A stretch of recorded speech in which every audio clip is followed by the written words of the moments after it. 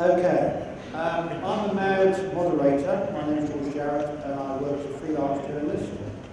I also sit on the IBC Conference Committee. After some short thought-provoking comments from myself, our session framework will see our four speakers answer questions and make comments. This element will last about 40 minutes and we wish to hear from you with a Q&A ending. Now, to help us understand you, how many of you have any experience of 3D production or finishing? Okay, thank you. How many of you are planning to arrange any training in the skills required for producing 3D projects? How many of you are looking to go for training? Okay. How many of you are skeptics about 3D and wonder if it's going to succeed in terms of being consumers? Okay, so more skeptics than people who want to go and learn it. Okay. Shall we go home now then? Right. Okay. Now, I am going to start off by just making a few statements of fact, just to set into the context of what we're doing. Gary Shapiro, who is the President and CEO of the Consumer Electronics Show, the Electronics Association, they run the CES in Las Vegas, said to me recently, in terms of content production, 3D is going along even better than I expected, honestly. 3D itself is shifting because it is clearly best for certain movies and certain sports.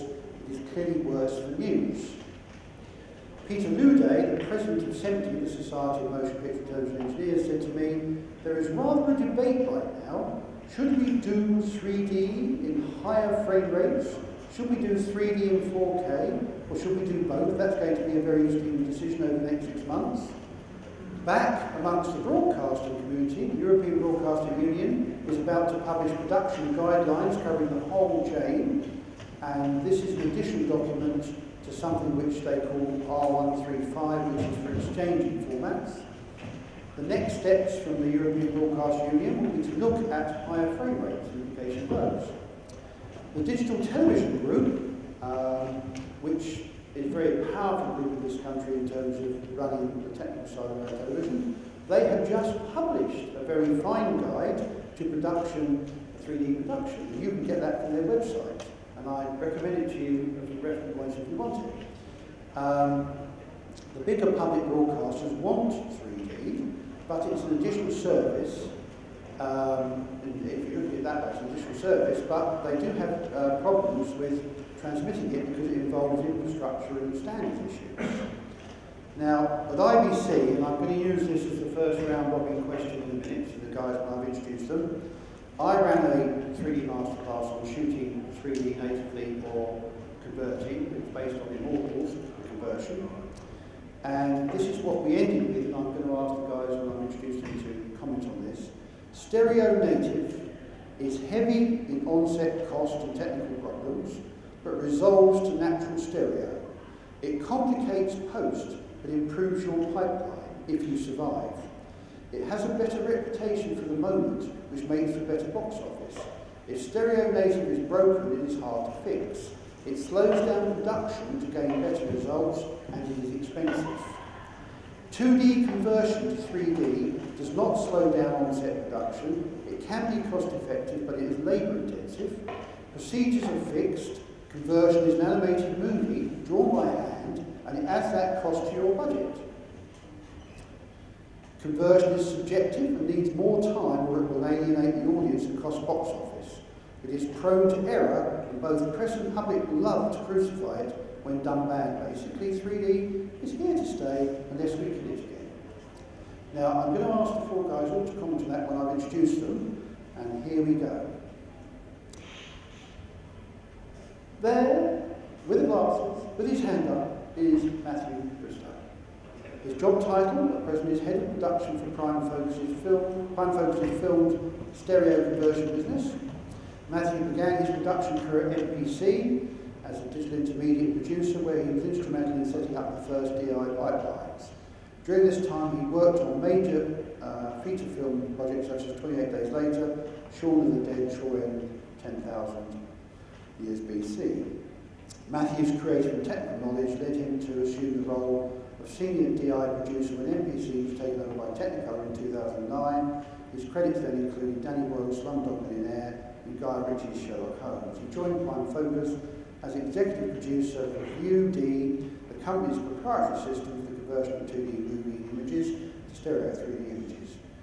Matthew has overseen the stereoscopic conversion of a number of high-profile films, including The Voyage of the Dawn Treader and Harry Potter and the Deathly Hallows Parts 1 and 2. Following the launch of Prime Focus's film division, Matthew became head of production, orchestrating the development and recruitment of the growing 3D division. He led the London facility for the conversion of Star Wars Episode 1 Phantom Menace. Now, a bio of that length means he owes me a pint.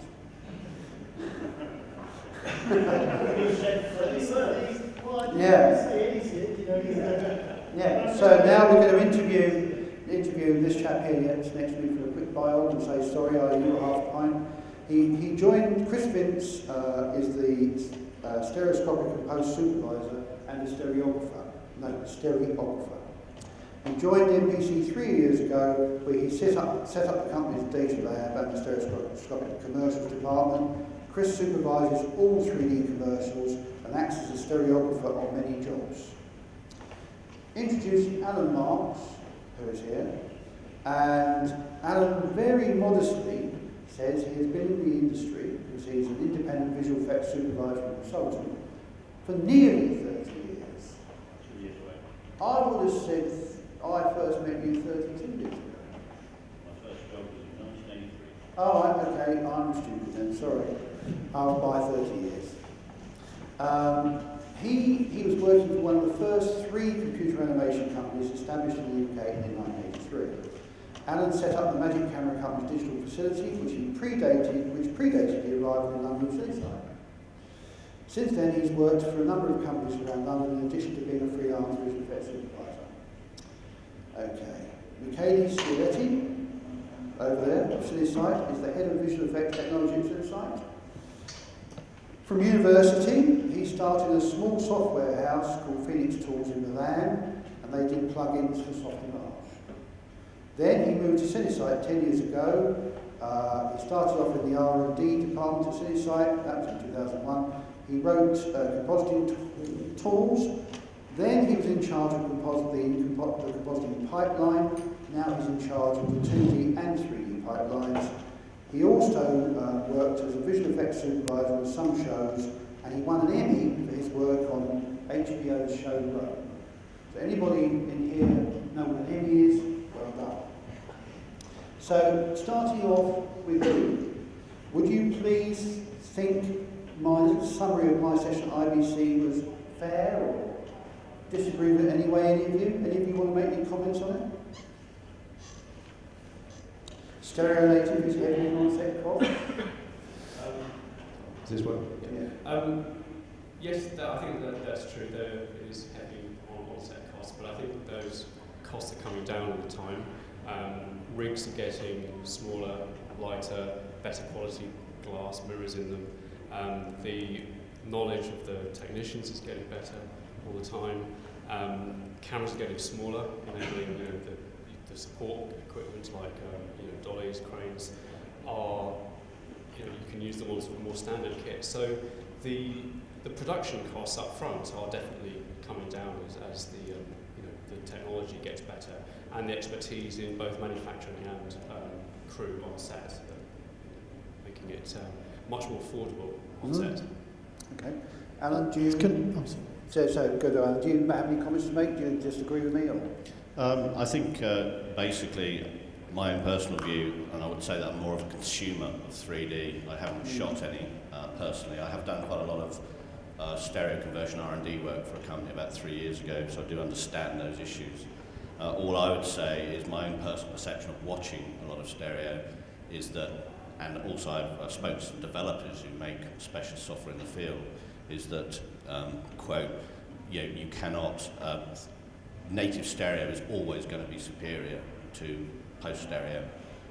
The exception might be certain types of hybrid stereo films, but generally that's the view I've got at the moment. Okay, Matthew, because you're red hot on this. Well, I think it's, in terms of the overall comment, it's a fair assumption. I think the mistake that And the road that we often go down in these is we're starting to separate 3D in terms of native or conversion or stereo CGI, which is another element as well. Now, and I think we'll come to this later, but in making movies and making big budget Hollywood movies, you use every tool in the box to create the illusion of 3D.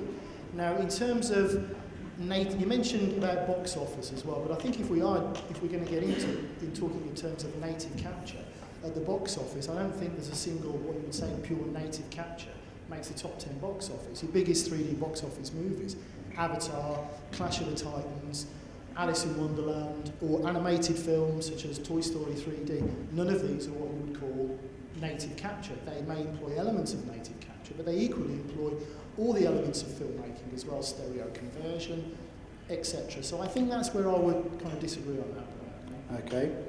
Okay, and I kind of agree with you. I think clearly there's room in the market for both approaches. Clearly it's going to be very difficult to capture the subtleties of a real environment just doing conversion, so there's definitely an edge to the native capture.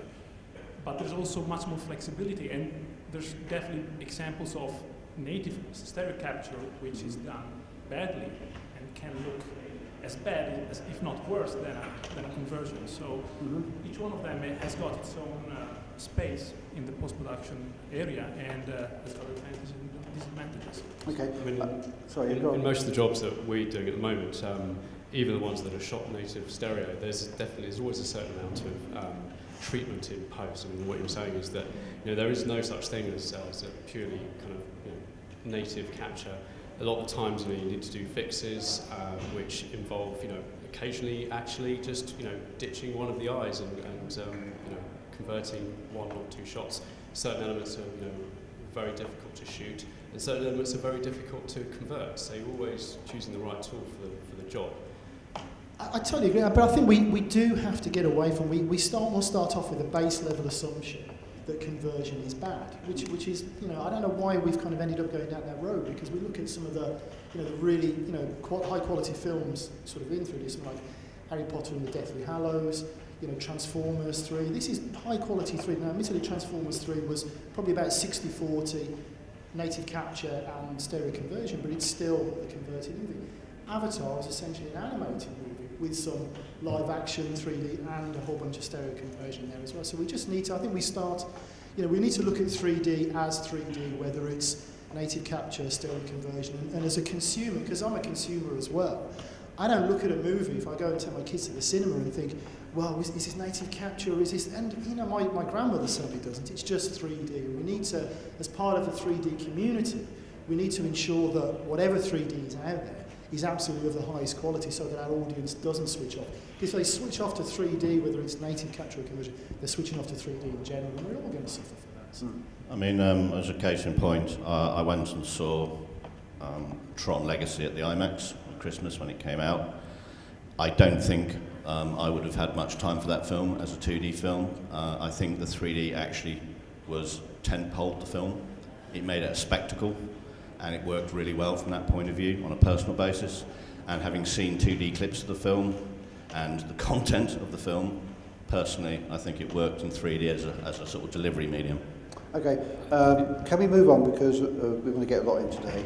I was going to start off asking the first soloist question to Alan, but I'm going to stick with Matthew to carry on and finish your point here. This hybrid approach is important, but could you also comment on the fact that the technique can sometimes be criticised when the fault might lay in the poor story script? My friend Stephen Poster, ASC, says it is the writing and producing, not the technical side, that has failed 3D movies so far. Could you address that? Well, Gulliver's Travels, I mean, what an awful, I'm sorry, but it was an awful film. And yet, 3D is there in those critical reviews. The 3D was really bad, but that's just a bad film, And with any movie, we can not enjoy a movie for multiple reasons, whether it's, Matt Damon, I can't watch a film with Matt Damon. I don't think it's so that will, turn me off, but that's not a reason to hate all, movies, because it might have Matt Damon in it. But, sorry, I've digressed slightly there. The point is with a movie, it stands on its story, and it stands on its storytelling technique. And, the movies that we've really enjoyed artfully use every element of that storytelling in so subtle ways, some we may not even be aware of. when the director takes you along on a journey, whether through its clever editing, amazing cinematography, and depth is another tool in the filmmaker's toolbox. Now, the way that we use that depth, as consumers, we want to see things jumping out of the screen, which is great fun, but then equally, you can't sit and watch a 90-minute film where everything's jumping out at you. Your eyes will be bleeding, your brain will be hurting, and you'll think, I want less 3D. So, I think as the technique, whichever technique you use, matures and develops, and also as our filmmakers mature and develop in how they use that technique, then we'll start to be less concerned with 3D and just enjoy it as part of the cinema experience, sound, colour timing. It's all part of the same pot, so that's hopefully answers the question. Okay, Alan, what needs to happen or develop to swing your opinions as a doubter of 3D and make you a fan of the business end of things? Well, I think when it says doubt of 3D, it's not so much the 3D in the cinema. As I said, I'm a consumer of 3D and I really enjoy it. I'm bemused by the fad of manufacturers to make 3D TVs for a number of reasons. I feel that 3D in its current form is an event medium. In other words, you go to the cinema to see it, or you go into a pub and see Sky Sports with your mates get drunk, an event. But at the home, I don't see it. And there was some interesting research about a year ago in America where they asked quite a big group of, in a consumer survey, would you buy a 3D TV? And some of the answers were really quite interesting. One, I was a bit unexpected and went, oh yeah, now I understand. Two were fairly banal. The first response was, no bloody way, I've just paid out for a flat panel, I'm not buying another one. That was the first comment. The second one was, and they're expensive, the TVs, and people obviously always think about expense, but the most interesting one was, I don't actually just watch TV. When I'm in front of my telly, I might have my iPad and I might be browsing some news items, I might be doing some email responses, I might be taking a phone call, I might be knitting, and if I glance up at the television, I can't do that with a stupid pair of glasses on. And in fact, you're not going to be able to do it with a TV that's free of glasses, because at the end of the day, you can't glance up at 3D, get the experience and glance away again, because your eyes don't like that sort of thing. So I personally think that TV in the home is not going anywhere, so I don't quite understand why manufacturers are making so many sets. But I think it's definitely a medium, an event medium, which I enjoy very much. Okay, I'll come to Michele now. Let's swing to another angle. What tools are needed? What are the implications of a production pipeline from the visual effects and capture aspects? Surely anybody wishing to start a 3D business would surely be frightened off by the setup costs for the kit and the people and the expertise. Yes, so I'm going to briefly mention our experience. Cinesite, we started working on our first stereo project on Harry Potter, The Last Harry Potter Part 1. And that was the first time we actually worked on converting a few shots and doing full CG stereo for it. And we only did a handful of shots. Then we moved on to Pirates of the Caribbean, that was native stereo, and we did about 300 shots for that. And then we did another few shots for the second part of the last Harry Potter. And finally, we're currently very busy on John Carter of Mars, big Disney production coming out next year, for which we're doing roughly 850 visual effects shots in stereo, and we're working on the conversion of just under 2,000 shots. So it's massive work. And I just want to talk to you very briefly on the things we had to update in order to be able to cope with stereo after many, many years of history of just doing visual effects in mono. First of all, just very quickly, hardware. We need to update how to view stereo. So the way we ended up dealing with that is we have a big screening theater where we adopted a Dolby system, and we have 7 daily suites that we use for daily reviews with the artists. And for those, we opted for a more cost-effective solution, which is based on dual projectors with polarized system. So it allows us to use passive systems like the one used in most cinemas. And we have a few 46 inches review stations scattered around the artist's floor. And then at each artist's desk, we have small stereoscopic, again, passive glasses monitor, Salmon. From a power workstation, not much changed, except we needed a lot more RAM. in general. So same for our render farm. Rendering in stereo usually requires quite a lot of extra RAM. Yeah. And very quickly jumping on the software side of things, our house is primarily based around Maya, Houdini, and the RenderMan for modeling, simulation, and rendering, and Nuke for the compositing system. All of these applications support stereo pretty much out of the box. From a 3D side of things, there wasn't really need for a huge amount of development. It's much easier in a way. It's just another camera, you just render from another point of view. We added a few optimization in order to be able to do left and right rendering at the same time, saving in terms of costs of processing, and we're doing that quite a lot. And then we have to do quite a lot of work in Nuke primarily to deal with different things, correcting for native capture, dealing with the artifacts that happen sometimes when working in stereo, color differences, and so on. We have some licenses of Ocula plugins from the Foundry that are very effective in dealing with those. But for other areas, we had a long history of working with motion analysis tools and so on, and we kind of retargeted some of that technology in order to deal with left and right images. Mm-hmm. And now that we jumped with a massive conversion work on John Carter, we developed a lot of tools to help with that. They are targeted primarily at dealing with the scope of the project, really trying to squeeze every bit of efficiency in terms of artist time building this massive Nuke script to deal with the conversion. And we also have to work quite heavily on more sophisticated image processing tools. You will hear a lot of people saying, oh yeah, it's very easy, you get a depth map and use the depth map to shift the eyes. Actually, to do it correctly and to do it in a way that really doesn't create any edge artifacts and so on is quite challenging. So we really have to spend quite a lot of effort in that. I think the conversion for our conversion pipeline, we probably developed more tools than any other pipeline we have to build in the last few years. So it's been a big challenge, but I think we're finally fully ready. Okay, well that's a little story on how difficult it is for big post-sales to transition. We're going to shift to another area now. Chris, can you focus on 3D commercials and 3D program idents? Avatar caused great fascination from the ad agencies and the big brands in the commercials world, but they were frightened off by the schedule and budget implications. And you told me they came back with the budgeting schedule in place, but what has happened since? And will it all be triggered by the Olympics or something like that?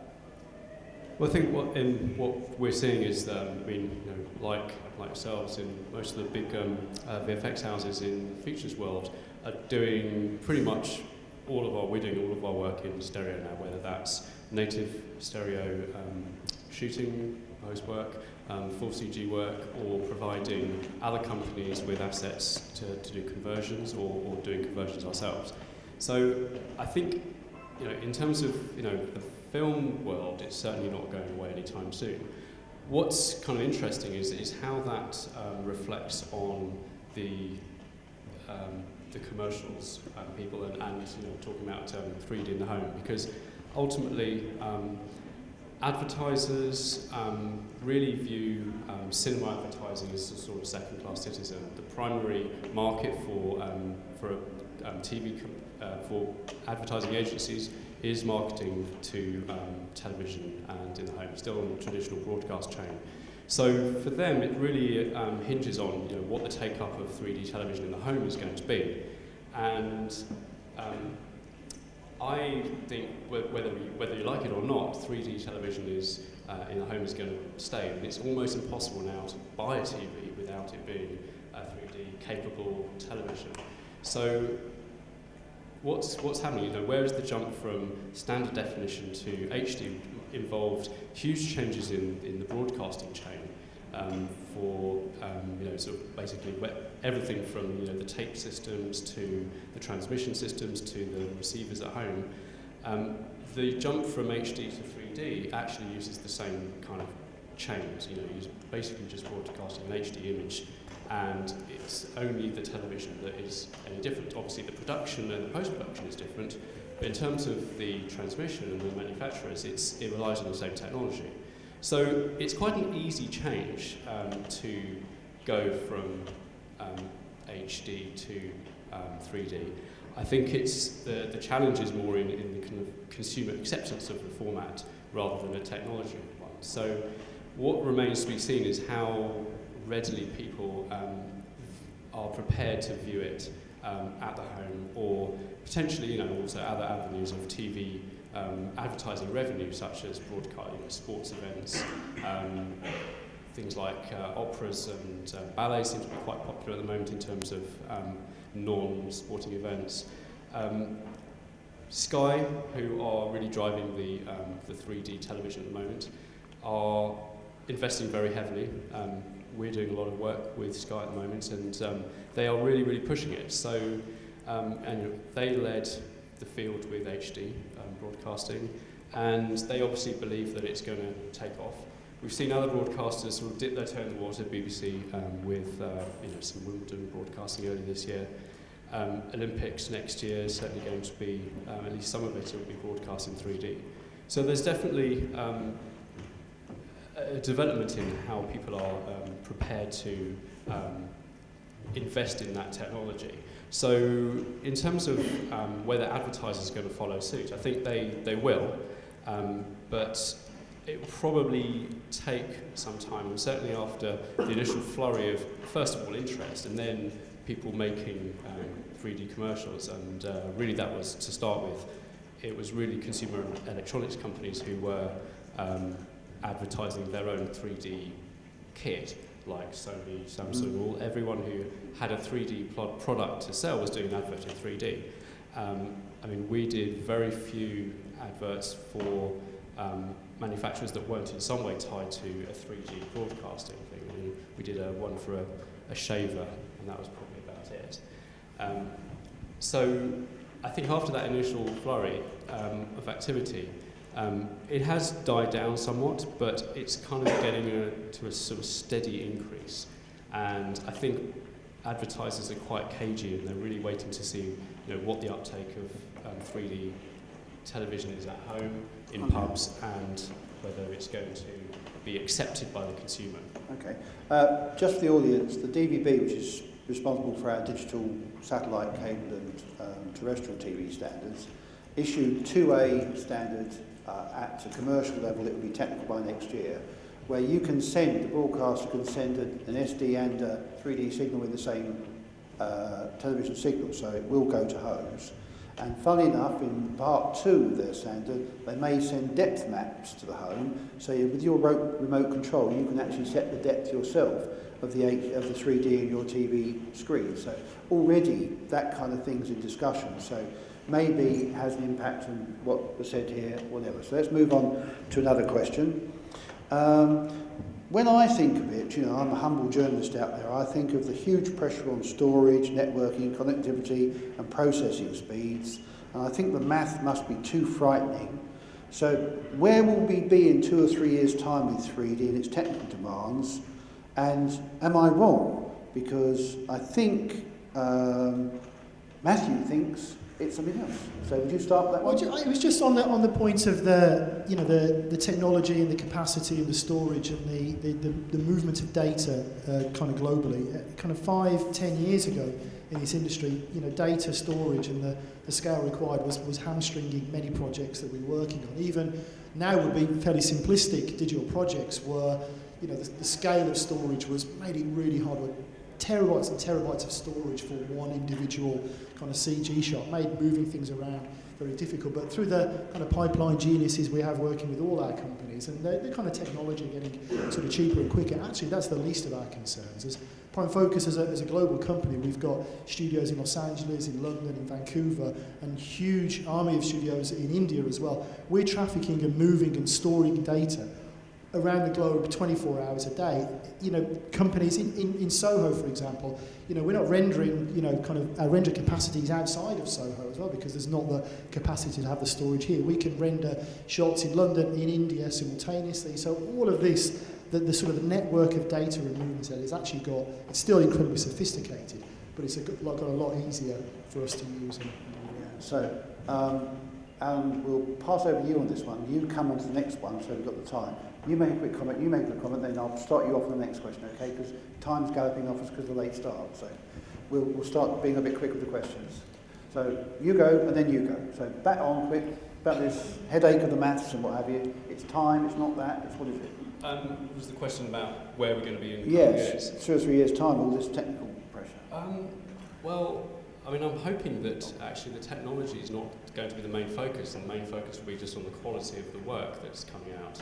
I mean, I think what 3D has kind of suffered from, if it has suffered, is just a general lack of quality, whether it's been native shot or conversion stuff. And I think that you know, the skills in the industry need to improve and are improving to deliver better kind of product. Really, I think you know, obviously the growth in technological capabilities is going to assist that, but I think the main focus really needs to be on you know, how 3D and stereography is used as a creative tool to tell better stories. Okay. You go. Did you want to make a comment on this? No, you come third then. You go next, you follow. Go, you go now. Sorry, I didn't mean to cut you off. I fully agree with the general comments on the quality. Yeah, you do. Going back to the very basic on the hardware, you know, networking and storage, I think so far it has not been a major concern, but clearly looking at the future, there's already talk about 4K 60 frames per second. Mm-hmm. That will start to impact a bit. Clearly storage is going to be much cheaper and technology is going to catch up. So I think somehow we will always end up in the same place. Rendering the shot will always take pretty much the same time, no matter what. And I don't think it's a major concern. Can I just say one thing though, very quickly, sorry, but it is in terms of the artists on the ground and the people manufacturing, creating this 3D as well. So, you know, 2 years ago in London, there was a handful of skilled visual effects or stereo conversion artists working in 3D. Now, 2 years down the line, there's several hundred, and these have all matured as well. Their stereo eyes have matured, and their understanding of stereo has matured. So, you know, shall I do a Sterari now and have a massive tantrum? No. I've just done what Victoria. Yeah. Sorry. So the artist level has improved massively as well. So now we have very, very skilled artists on the ground who have an understanding of stereo, you know, way beyond what we were 2 years ago.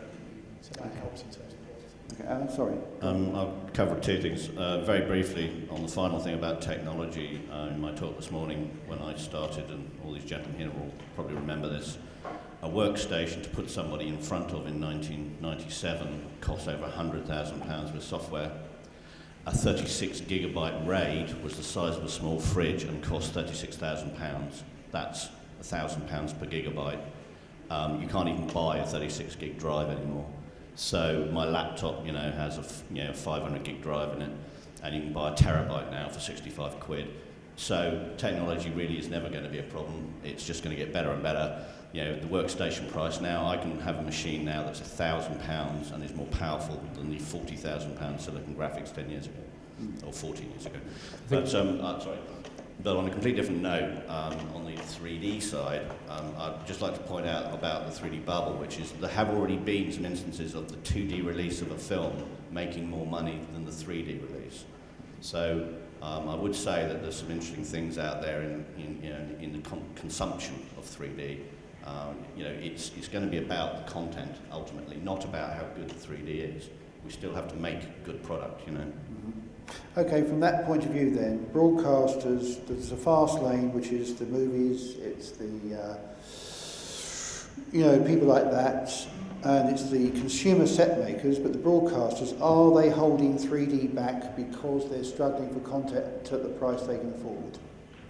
I wouldn't say it was holding it back, but there is, you know, we're always simply on this verge of this tipping point. When is broadcast going to catch up? But the reality is that, you know, there isn't the quality of product out there to service broadcast at the level we would like to, whereby we would have dozens of hours of programming in 3D a day. And again, I think I made a point that the consumer doesn't actually want to watch Cash in the Attic in 3D. You know, we've got your wildlife spectaculars and we've got your big movies. But what we've got to be careful here is that there's also a lot of products out, a lot of manufacturers out there creating automated solutions for auto stereoscopy for broadcast, and they simply don't work. The quality of the 3D in these is bad 3D. And I think I made the point earlier, but if we allowing bad 3D to get into the home very quickly, then audiences will just switch off. They don't care if it's auto stereos because we native capture it. It's just bad 3D. Watch it TV instead. Okay, Chris? I mean, yeah, right. I mean, you know, it takes months of work and millions of dollars to convert a 2-hour movie. You know, you're not going to get the same effect in a real-time conversion box. But you know, it is amazing how many people can't actually see 3D. I mean, you know, I've sat down with clients in front of, you know, a job work in progress and showed them stuff, and they go, yeah, really like that. The way, you know, I really like the 3D effect. It's really, you know, improving, and you know, I realised that I've actually shown them a mono version, and you know, that's people who should know what they're looking at, and you know, I do think that. There's a kind of certain awareness of the consumer as well that's going to increase. I think, you know, the brief thing about medical, that some people can't see 3D, which is very true if you have eye problems and things, but during the Gulf War, the original one, way back, the American pilots had a bit of an issue because they used to fly with night vision, stereo night vision goggles, which then started flying sorties with during the day as well. So they were spending 2 weeks watching stereo all the time. And what they found was that they lost their stereo depth for a while after doing these sorties, and they kept bumping into things, and it took them a while to recover. If anybody's ever watched a whole day of anaglyph movies, the old red, cyan, green, you come out of the cinema, you close one eye, and you've got the complementary colour, and you close the other. It takes a few hours to go away. What are you going to have when you have children who play a 3D game, right, on their computer, and then they go and watch 4 or 5 hours of stereo television, and then they go to the cinema with their mates, and they've had a whole day of stereo perception using, you know, I mean, I know the technology is a lot better than it was. You know, it's way better from the higher frame rates, the higher refresh rates of monitors, but the real question is there still going to be some kind of issue for some people medically on saturation of 3D? That's a worry, because I've got a highly paid stereographer back by my company watching 9 hours a day, and you're telling me now that at some point he can't see 3D. I think I'll have to give him a pay cut. Right. We're going to have about 5 or 6 more minutes, and then we'll switch over to Q&A. So we'll do a couple of quick questions. Something you started on, really, something you said to me earlier, that, you know, London has become a hotspot for talent. So I was surprised to find that employment levels in post-production now run into the thousands, and wonder what we can do better when it comes to recruiting new talent. So I think this is an important point, because if you are employing so many people in the world, London's a hotspot, but it ain't going to remain hot if there's thousands here and thousands there. Where are you going to get the talent from? Well, the thing is that London and Soho is a draw for global talent in terms of visual effects as well. It's, you know, people with, you know, you go to any visual effects studio in London, and you're covered from pretty much every country in the globe, and it's absolutely fantastic. Now, one of the ways into the industry, into compositing and stereo VFX, would be through Roto, through prep, and you'd do maybe a couple of years there, you'd work your way up and get into junior comp. But those entry-level positions of Roto and prep have gone away. We're doing this work in China, in India, in Southeast Asia now. So I'm finding, and as I've recruited, you know, over the last kind of 12 months, over 100 artists into the industry, that we've got, you know, young kids straight out of college, maybe done a course, you know, really want to make that first sort of step on the ladder in film visual effects, are competing with people with 2-3 years experience, and they're not getting that break. Whereas stereo conversion, almost quite by accident, as I had to recruit large numbers of people very quickly to tackle the projects that we took on, I was, you know, forced to really take kids straight out of college, maybe done a training course, but very quickly found, as we're training in proprietary techniques, and it's new techniques as well, learning very, very quickly with a real hunger to get into this industry. We've, by accident, created this entry-level position whereby kids can come in without as much experience and really start forging serious careers, and then moving into sort of compositing positions and more sophisticated visual effects. So we created. Can I ask a question? Right, going back to what you said, when Cineside made the decision, let's go into 3D, who sat down and worked out where are we going to get the training from if we're starting from scratch? Perfect. Yeah, it has been a challenge. Just only a couple of years ago, it was very difficult, even in London, to find people, you know, who had really first-hand experience. You know, you had a lot of people who were claiming to be a stereographer, and but actually finding people who really worked in stereo on large-scale projects was challenging. So what we did is we recruited talent from abroad. From Prime Focus as well, I have to say. Really? Okay. We recruited some talent primarily from the United States. That's where people have been exposed to a more conversion and non-conversion stereo work. And we have to say, give credit to Sony.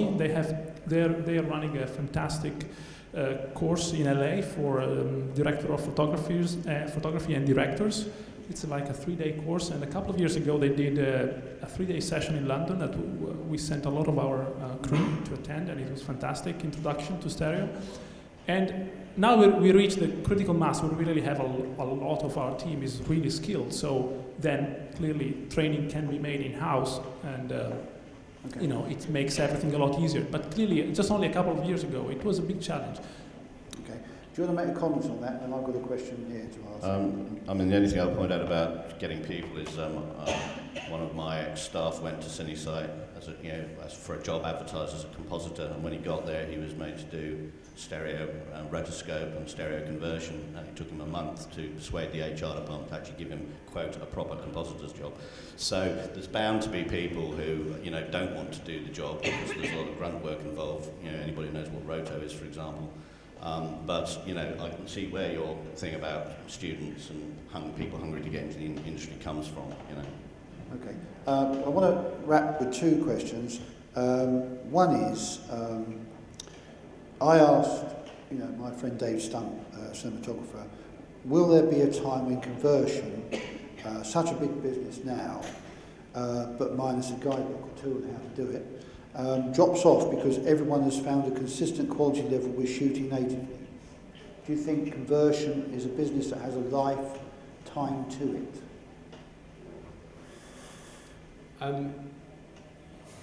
That's a good question. I mean, I was, you know, when I saw the first converted stuff, I was sort of very much under the kind of impression that it felt to me like colouring old black and white films, and that it was, you know, people were, you know, when proper colour negative came out, people stopped doing that.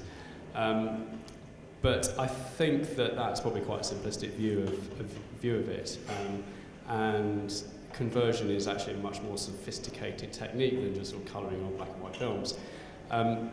I think that the days of you know, just converting whole movies will probably be numbered, but I think there's always a place for converting a certain amount of shots.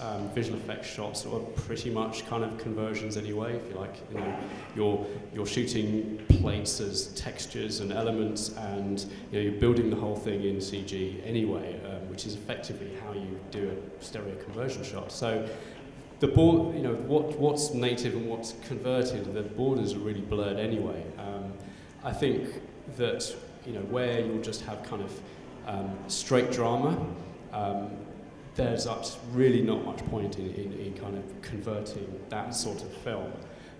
Whether or not we'll actually see just kind of normal drama films in 3D in the next couple of years is a totally different question, because at the moment it seems to be very much effects-driven CG movies that are made in 3D. So I think conversion will always have its place. It's always, you know, in some places obviously I think shooting natively is going to get easier, but conversion is going to get better. So I think there's going to be a sort of, you know, it's a kind of hybrid approach. I think will probably work, and you just pick, you know, what needs to be done for the right kind of movie.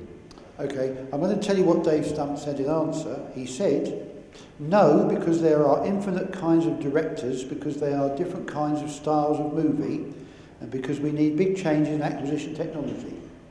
So, do you want to comment on those things, Billy? I think, you know, sorry, there's kind of room for everyone, but again, we're always starting with that assumption that native capture is here and somehow stereo conversion is down here, and it's simply not the case. The way that our eyes view a movie in the cinema and in the cinema screen is not how our eyes view 3D in reality. But by capturing natively, we're locking ourselves into the reality of what that scene is. And that doesn't necessarily work in the cinema screen. What conversion offers is we can place all those elements within a scene in exactly their correct space within 3-dimensional space, and then we can change it to make it more appealing to the eye. You know, again, we don't lock in our sound, our colour, our editing on set. So why we're locking in our depth? I think, you know, I don't think we'll see a drop-off in conversion. I think we'll see, as we're seeing at Prime Focus, by the number of features we've got in our books for the next 2 years, and this is new films coming out, films coming in production, but also there's a back catalogue of pretty major motion pictures, the Star Wars franchise being one of them. And as Cameron is now converting Titanic, maybe if, you know, Cameron had, kind of he's enjoying the techniques of being able to go back and change things and improve them and add more depth to it. So we're always going to see there, it's not going to drop off because of the back catalogues as well. Okay, well, before we throw it open, I'm going to ask you one last question, because we're going to ask for questions. If you thought of 3D, the market, being an hour clock, where in terms of time of the progress of the market would the minute finger be? I would say 7 minutes past the hour. So where in the future of 3D do we stand now in terms of minutes past the hour?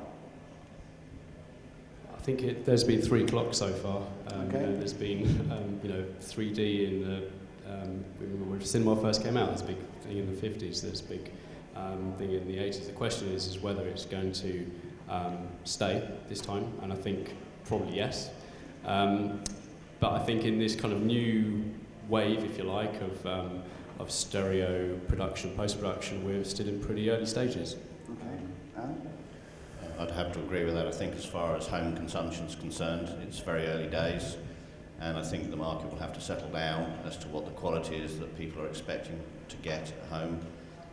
I think as far as cinema is concerned, I think it'll probably stay. A lot of people do like 3D, especially the modern high-tech version of it that actually works, unlike the old stuff. So I think we're early on the clock for broadcast, but I think a very good start has been made on the feature film side of things. I think it's excellent. I'd say about 25 past. Okay. But people will tell us that the clock is dead, and the clock will be no more, than the clock will pick up again and speed. I don't know. So we're not on the timeout anyway. Yeah, I also agree completely with you. It's difficult to say right now. Broadcast, I think, as we were saying earlier, it's going to be difficult very soon to buy a TV which is not 3D capable. So I think when in every home there's going to be a 3D ready television, then broadcast is really going to kick in much I think the stronger. next major hurdle for home broadcast is auto stereoscopy, which is 3D without glasses. I think the glasses at home is a big put off for most people, and when those 3D auto stereoscopic displays do exist, they're not very good. They don't really work, but the technology, I'm sure in a few years' time they will be the next thing, and I think that will probably be the tipping point for 3D in the home. Here's the point. When I was at the SEMTI meeting, we asked Dolby what they would propose for the future, and they said, did you know that surround sound has been with us for 15 years?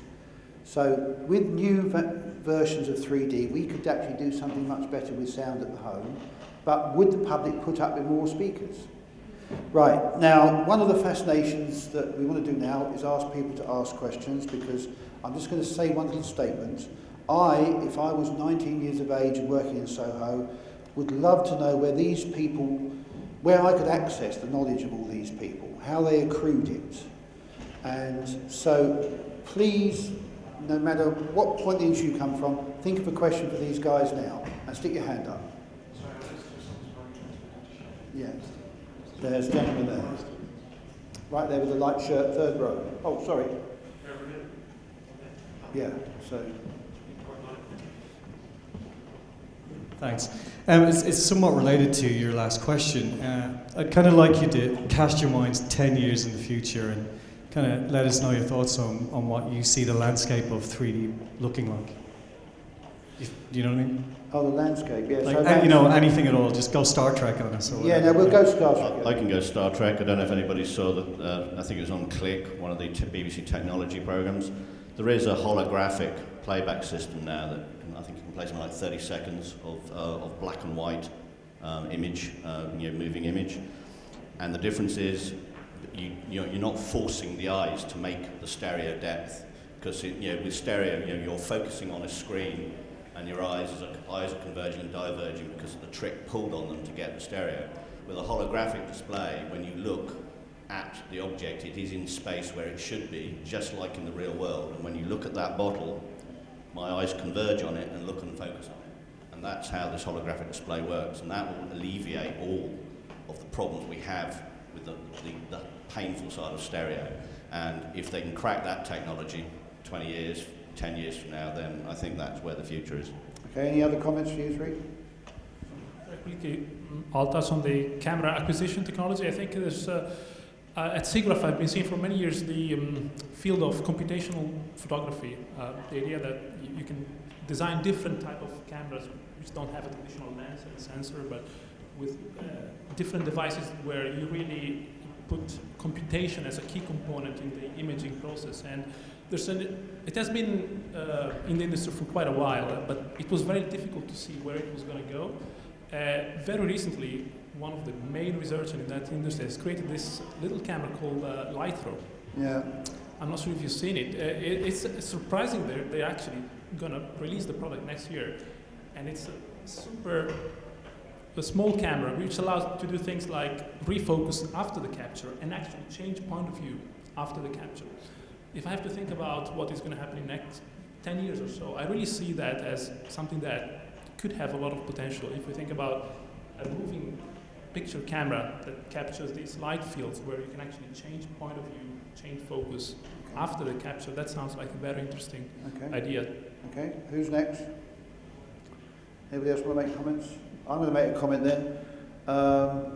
I very quickly would say that I want to see the holography thing, because one of my training courses I went on years ago was holography, and I agree with Alan, that is it, because I did holography as a student and I really loved it.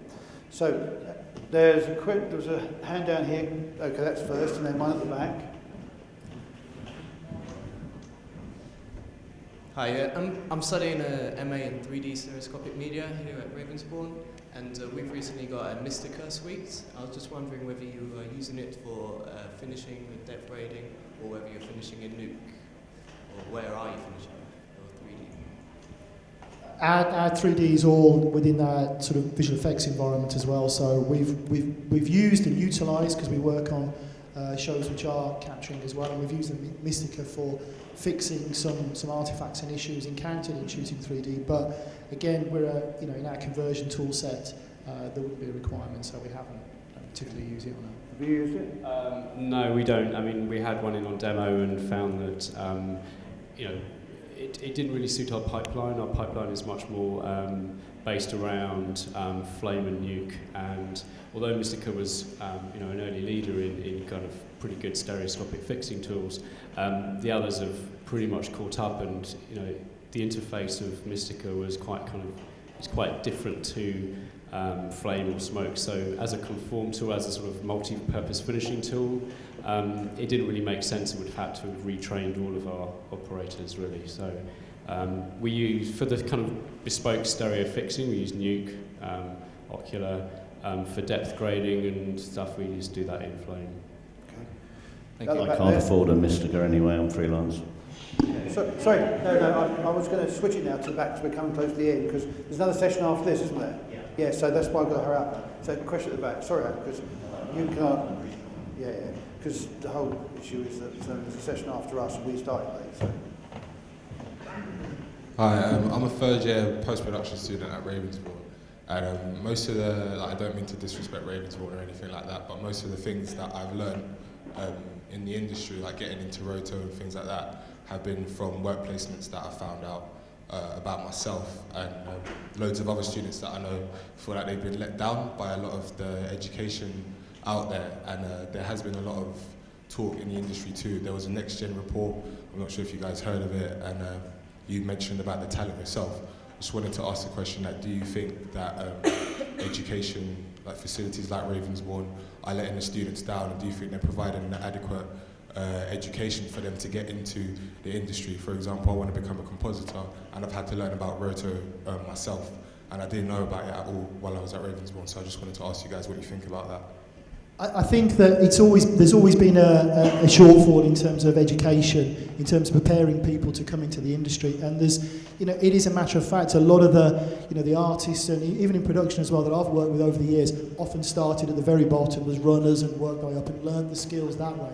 you're not necessarily going to pick up all of that. But I think the colleges need to get in touch with the facilities way more than they do. You know, we do reach out to the colleges, but it doesn't necessarily come back. Because I think, you know, having, you know, even just whether it's a post supervisor or visual effects, about spending time in the studios, giving our experience and the things that we've learned, not just in terms of sort of one-off presentations, but in terms of speaking about the curriculum as well, and preparing you guys in how to get into the industry. So I think they could more be done. I do think you probably are being let down a little bit. Skillset did actually release a document earlier this year. I don't know if anybody's seen it, the VFX document, which was done in consultation with the industry. A lot of big industry names are in there. And it pretty much said that, you know, the industry pretty much said that not all of the colleges are really generating the type of people we want. This is what we want. As to when your college or any other college responds to that document, that you're going to have to wait and see, I'm afraid. Can I make a comment on that? When Ken Livingstone was the Mayor of London, Skillset, under his instruction, asked a whole group of us to take postgraduate film students and teach them what the industry was really about. And we did it for a year, and then we fell out with the organisers because they said to us, you must not patronise these people. We were not patronising them, we were teaching them what we knew. So we fell out, and we all didn't get paid our expenses, and then when the mayoral position changed, that went out the window. But Ken Livingstone was going to ask us back if he won to carry on doing it. So there is a question about the colleges, and this is what I'm going to suggest. I proposed to IBC, and I'm on the Commerce Committee, that we ran a boot camp for students to study 3D. And we did it for 3 years, and we brought in the world's experts to talk to them in master classes and to demonstrate things, and they would then go off with the funding to shoot shorts to come back the following year in groups of students. And now you've asked that question, I'm going to propose it again, and I'm going to go to Sony and various people and say, will you sponsor it? So that's what I will do. Okay, anybody else with any questions? Thank you for that question, that was a very good question.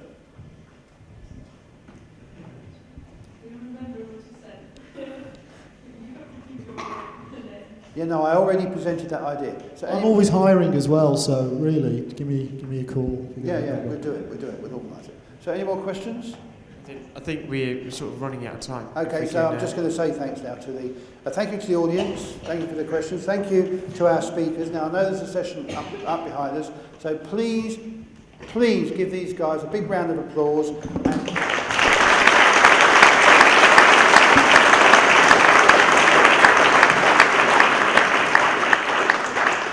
And contact them if you need any hints or helps, or find me and I'll point you. So thank you very much.